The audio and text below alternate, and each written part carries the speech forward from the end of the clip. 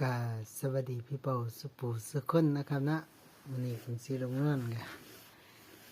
15พี่น้องปองไปมา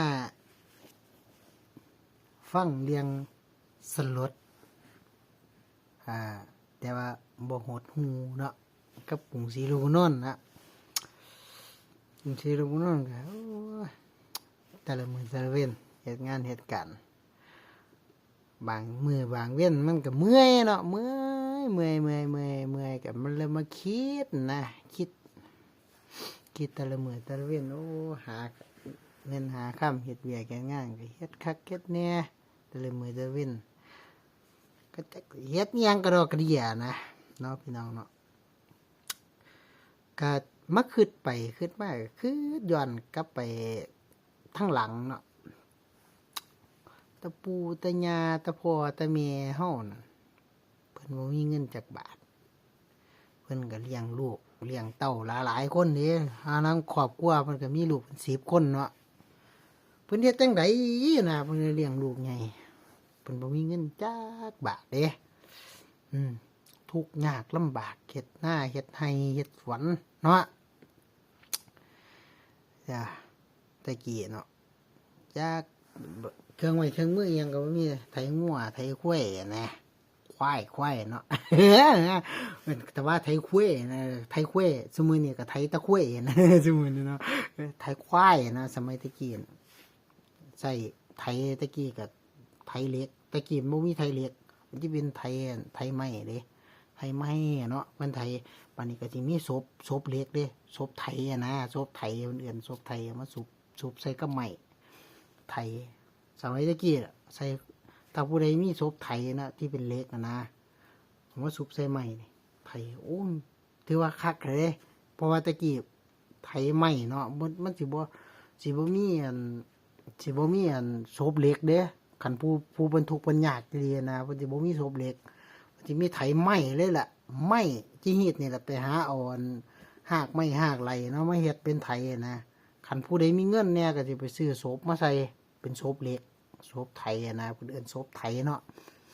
ไถ บ่มีเงินมีค่ำมีหยังขาดจังซี่ก็สิเป็นแขวตะกี้ก็สิเป็นแขวไม้เอาหากไม้เด้มาเฮ็ดน่ะมันเหลาเฮ็ดเป็นอันนั้นก็มาตอกใส่หลิมใส่หยังเนาะสมัยตะกี้นะเพิ่นก็เลี้ยงลูกเลี้ยงเต้าเนาะ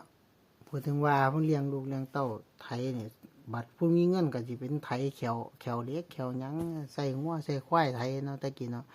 อันล้านก็บ่มีผ้า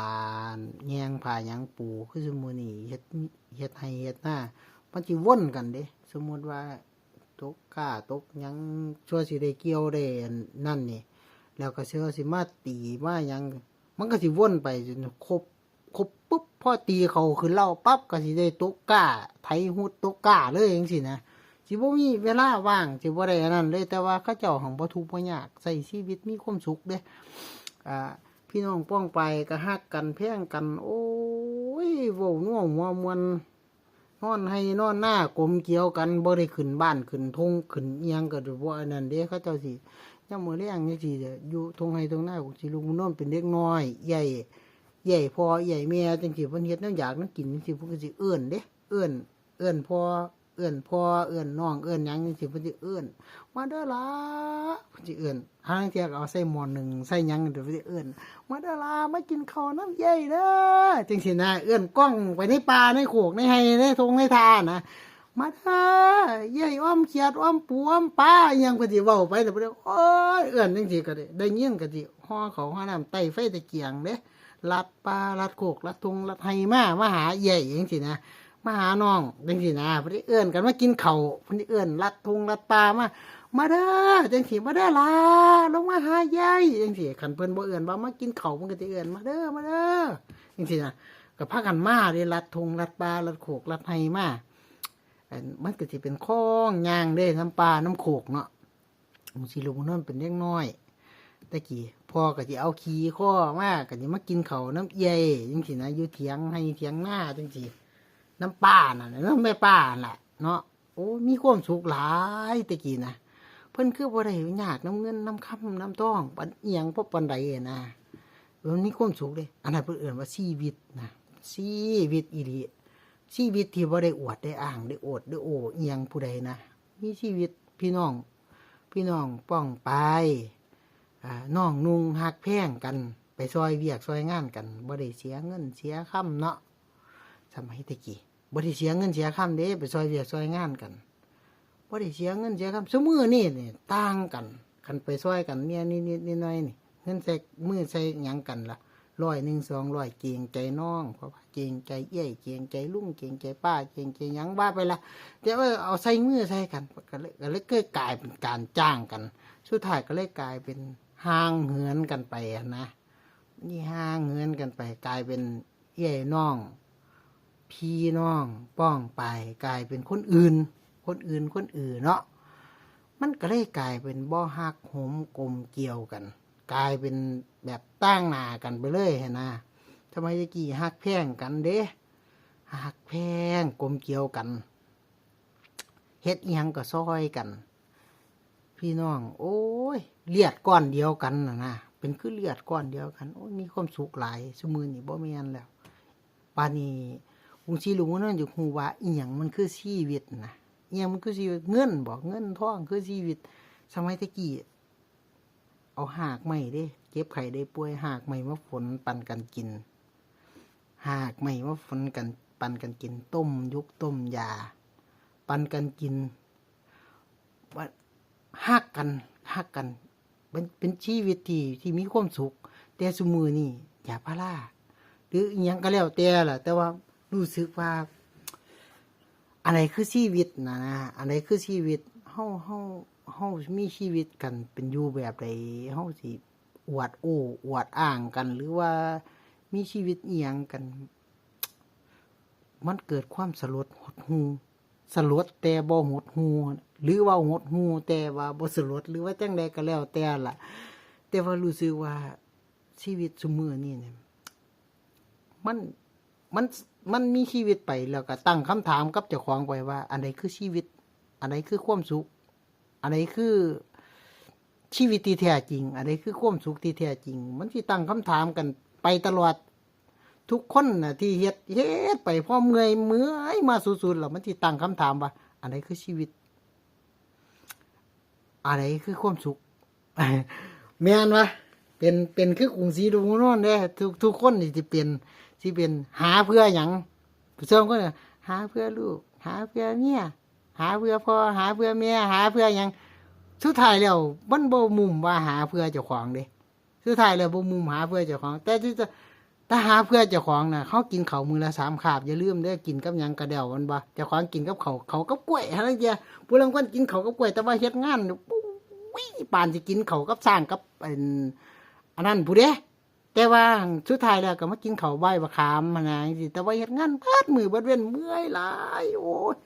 แต่ว่าปากเว้าขึ้นหาเพื่อพ่อหาเพื่อแม่หาเพื่อลูกหาเพื่อเต้าหาเพื่อนั่นเพื่อนี่เพื่อนั้นโอ้หลายสารพัดสะสุดแล้วหาเพื่อเจ้าของครับพี่น้องครับหาเพื่อเจ้าของหาเพื่อพ่อก็เพื่อให้เจ้าของมีความสุขหาเพื่อลูกก็เพื่อให้เจ้าของมีความสุขหาเพื่อเมียก็เพื่อให้เจ้าของมีความสุขหาเพื่อผู้นั้นผู้นี้ผู้ใดหาเฮ็ดเพื่อผู้นั้นผู้นี้ผู้แต่ว่าก็เพื่อให้เจ้าของมีความสุขแม่นบ่สุดท้ายแล้วก็หาเพื่อเจ้าของแต่ว่าเจ้าของน่ะกินข้าวมื้อละ3คาบ3คาบนี่กินข้าวกับปิ้งปลาขี้โกก็ได้เห็นบ่กินข้าวกับปิ้งปลาหมึกก็ได้กินข้าวกับต้มไก่กินข้าวกับลาบงัวลาบจีนลาบหยังแต่ก็กินได้แค่มื้อละ3คาบนะพี่น้องเอ้ยแล้วก็นอนหลับแค่ตื่นขึ้นมาบางคนนอน4ชั่วโมง5ชั่วโมง6ชั่วโมง7ชั่วโมง10ชั่วโมงสุดท้ายมันก็แล้วแต่คนแต่ว่าถ้าว่าชีวิตคืออีหยังความสุขคืออีหยังเนี่ยวัดสุดท้ายมันสิมาลงหม้องนี้แหละชีวิตคืออีหยังความสุขคืออีหยังเด้อพี่น้องเด้ออันแต่ว่าคิดไปคิดมาแล้วอย่าจริงจังอีหยังมากมายสุดท้ายแล้วก็เจ้าของนะเจ้าของต้องวัดว่าอีหยังคืออีหยังนะเนาะชีวิตเพื่ออีหยังนะเอาอีหลีเด้เอาอีหลีแต่ว่าเพื่อลูกนี่เฮาสิเฮ็ดสุดท้ายแล้วลูกมันหาเองเป็นบ่สุดท้ายแล้วลูกมันหันใจเองเป็นบ่สิไปหันใจแทนเขาบ่สิไปกินเขาแทนเขาบ่เนาะแม่นบ่คันหันใจสิตายพะงามานี่เขามาหันใจแทนเฮาบ่เฮาไปหันใจแทนเขาบ่เนี่ย เนี่ยสำคัญที่สุดนะพี่น้องนะเนาะแม่นว่าบางทีตรงนั้นว่าปั่นฟังซื่อๆแต่ว่าบางทีมันก็คือกันนั่นแหละก็แก๊กๆงึกงักๆแต่ว่ามันก็มีความว่าสลดแต่บ่หดหูแต่บ่สลดเนาะพี่น้องเนาะอันบ่ปั่นกันฟังอันนี้ก็10 นาที11แล้วก็สิลงคลิปนะ ถามว่าฮักบ่ฮักสุคนนะฮักสุคนเฮ็ดก็เฮ็ดไปตามประสานั่นล่ะเพราะว่าสุดท้ายแล้วก็บ่มีไผมาหันใจซอยเฮาหั่นนะยามเฮาสิตายยามเฮาสิเจ็บสิไข้สิป่วยก็บ่มีไผมาเจ็บมาไข้มาป่วยแทนเฮาหรือก็บ่มีไผมาหันใจแทนเฮาหรือเฮาก็บ่สามารถไปหันใจแทนไผได้ความสุขนั้นเฮาก็บ่สามารถปันให้ไผได้แต่ว่าเฮาสามารถแชร์ได้เด้สมมุติว่ามีความสุขมีความสุขมามีความสุขนำข่อยเด้อคันเจ้าบ่มีความสุขก็เป็นเรื่องของเจ้าเด้แต่ว่าข่อยก็มีความสุขคือเก่าจังซี่นะคันข่อยมีความทุกข์ข่อยก็ไปแชร์ให้คนอื่นบ่ได้คันข่อยไปแชร์คันเจ้ารับเอาเจ้าก็ทุกข์เด้เจ้าก็สิโอ้ยจะแม่นเป็นไห้เนาะจะแม่นจังซั่นจังซี่ก็มาทุกข์นำกันเด้บัดนี้แต่คันเจ้าว่าก็เป็นจังซั่นล่ะชีวิตนะจบแล้วบัดนี้เจ้าก็มีความสุขเรื่องของเจ้าเจ้าบ่รับเอาของข่อยไปหรือว่าข่อยบ่รับเอาของเจ้ามามันก็บ่สามารถที่สิเป็นสุขแทนกันทุกข์แทนกันได้นะแต่ว่าเฮาก็สามารถยินดีนํกันได้นี่เพิ่นเอิ้นอนุโมทนาเด้อนุโมทนาทุกข์อนุโมทนาสุขสมมุติว่าเพิ่นไปถูกเลขมาจังซี่โอ้ยแต่มันข่อยดีใจนํเจ้าเนาะแต่ว่าข่อยบ่ซื้อเลขเด้ข่อยก็โอ้ยดีใจนํเจ้าหลายบัดนี้เพิ่นไปซื้อเป็ดซื้อไก่หยังมาลาบสู่เฮากินก็โอ้ยดีใจเนาะขอบคุณหลายๆเด้อนี่เฮามีความสุขนํเพิ่นเอามีความสุขนำเพิ่นเอาอนุโมทนาสุขนำเพิ่นอันนะแต่ว่าบ้านที่นี่เพิ่นมื้อนั้นเพิ่นไปถือโกงเงินมาจังซี่เฮาก็บ่ไปเสียใจนำเพิ่นล่ะโอ้ยธรรมดาละคนมันก็บ่คือกันเฮาก็ว่าซำนี้มันว่าล่ะแต่ว่าเฮาก็บ่ได้อุ้ยแต่มันมึงเป็นไห้เนาะบักคานโอ้ยมาหาโกงเงินหมู่กูจังซั่นจังซี่เฮาก็บ่ไปว่าล่ะเฮาก็สิไปทุกข์นำเพิ่นน่ะนะเฮาก็กลายเป็นอนุโมทนาทุกข์นะ เฮาก็บ่ไปน้ำเพิ่นล่ะแต่ว่าเฮาก็สุขน้ำเพิ่นแต่ว่าเพิ่นสุขเพิ่นบ่มาซื้อเป็ดซื้อไก่เฮากินเฮาก็สุขน้ำเพิ่นอยู่แต่ว่าเฮาก็บ่ไปโอ้ยยายอัน5นี่ถูกเลข300,000ก็บ่มาซื้ออิหยังสู่กูกินเนาะจังซี่เฮาก็ไปว่าอันนั้นเฮากลายเป็นเพิ่นสุขเฮาไปโมทนาทุกข์นะ อันนั้นเฮาก็บ่เอาจังซั่นนะ เนาะเฮาก็คือว่าล่ะการใช้ชีวิตเฮาต้องเร่งหน้าเร่งหลังเฮาก็เอาง่ายๆว่าสุดท้ายมันก็เพื่อเจ้าของสุดท้ายก็เพื่อเจ้าของเนาะเอาจังซั่นเนาะพี่น้องเนาะโอ้ยมีความสุขสุขผู้สุขคนเด้อตั้งอกตั้งใจใช้ชีวิตอย่าไปให้คุณค่ากับบางสิ่งบางอย่างที่เกินไปหั่นนะเงินก็มีคุณค่าญาติพี่น้องก็มีคุณค่าทรัพย์สินอีหยังที่เฮาหามาได้ก็มีคุณค่าแต่ว่าเฮาบ่เกินไปหั่นนะอย่าให้มันเกินไปบางที่เฮาก็ต้องเบิ่งว่าเหตุการณ์สถานการณ์ทุกสิ่งทุกอย่างลูกเมียพ่อแม่บางที่คันเกินไปเฮาก็อย่าไปคักปานนั้นมันสิเฮ็ดให้เจ้าของเป็นทุกข์อย่าพยายามเอาเจ้าของไปเป็นทุกข์กับทุกสิ่งทุกอย่างที่เกิดขึ้นในชีวิตเพราะว่าคนเฮาเฮ็ดหยังก็ตามทางให้คิดง่ายๆว่าคันไฟตกใส่หัวเฮาก็ต้องปัดออกไฟตกใส่หัวคนที่เฮาหักเฮาก็ปัดออกแต่ว่าคันตกใส่พร้อมกันสรุปแล้วว่าเฮาสิปัดของเฮาก่อนหรือปัดคนของคนอื่นปัดของคนที่เฮาหักที่สุดนี่เฮาสิปัดก่อนหรือว่าเฮาสิปัดของเจ้าของก่อนสรุปแล้วคนทุกคนต้องปัดของเจ้าของก่อนปัดของเจ้าของก่อนค่อยไปปัดของคนอื่นค่อยไปปัดช่วยนะเนาะแม่นว่าไฟตกใส่หัววุบนี่ฮ้อนอยู่แต่ว่าไปเศร้าปัดของคนอื่นแต่ว่าเจ้าของยังฮ้อนไฟใหม่จังซี่ก็บ่ไหวต้องปัดของเจ้าของก่อนปัดออกซะก่อนปัดออกแล้วก็ไปปัดของคนที่เฮาฮักถ้าว่าฮักกันสิตายแทนกันได้สุดท้ายแล้วก็ต้องจังซั่นล่ะเนาะ คือความเป็นจริงนะแม่นถึงเฮาสิย่างไปนำทางเฮาสิไปเหยียบเขี้ยไม้เขี้ยอะไรก็ตามทางบ่เป็นงูแต่ว่าเฮากระโดดซะก่อนนะ มันเป็นจังซั่นเด้ที่ว่ามันเป็นจริงของชีวิตนะอีดีเลยนะเนาะสุดท้ายแล้วก็เอาความเป็นจริงของความสุขในชีวิตของเฮานี่นะเนาะ เป็นนั่นเฮาใช้ชีวิตคือว่านั่นล่ะอันใดคือชีวิตอันใดคือความสุขคงสิรู้นอนก็คิดอยู่ซุมื้อนี้ ก็คิดไปเฮ็ดบางคนนี่ใช้ชีวิตเนาะใช้ชีวิตแบบสับๆซนๆงงๆเฟี้ยๆอยู่นะบางทีเนาะก็เว้าสู่กันฟังอะ